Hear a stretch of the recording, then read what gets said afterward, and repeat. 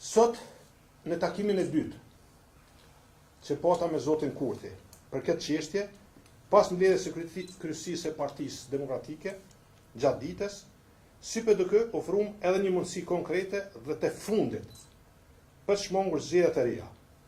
Kërkuam që zgjedhet presidenti i propozuar nga Partia Demokratike e Kosovës, me qëllim për të garantuar stabilitetin institucional dhe të kalimin e ngërçet politik. Me këtë ofertë të bërë në frymën e përgjegjësisë dhe për të mos lënë vend krizën e panevojshme, kryesia e Partisë Demokratike vlerëson se kontributi ynë në këtë proces është përmbushur. Përgjegjësia për këtë proces është e qartë dhe pa diskutueshme.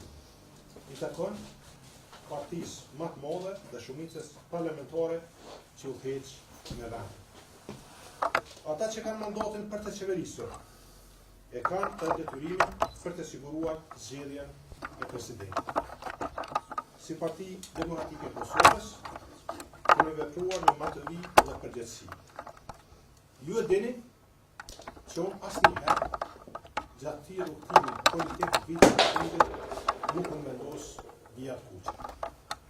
Sepse këmë konsideruar që vijat e kuqe janë pengesë për formimin e institucioneve të vendit dhe prodhojnë pasoja që lojnë vakum institucional dhe dëmtohet interesi i vendit.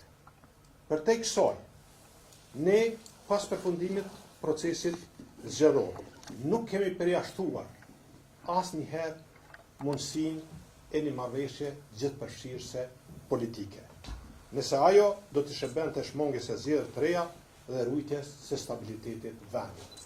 Nën 3, kemi shkuar në takime për diskutim të një presidenti konsensual.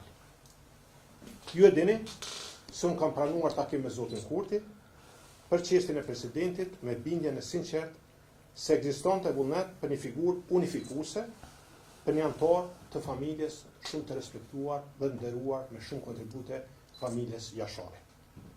Kur flasim për familjen Jashari, unë gjithmonë flas me kujdes, flas me respekt, sepse është vlerë e veçantë. Dallon me të gjitha çështjet tjera.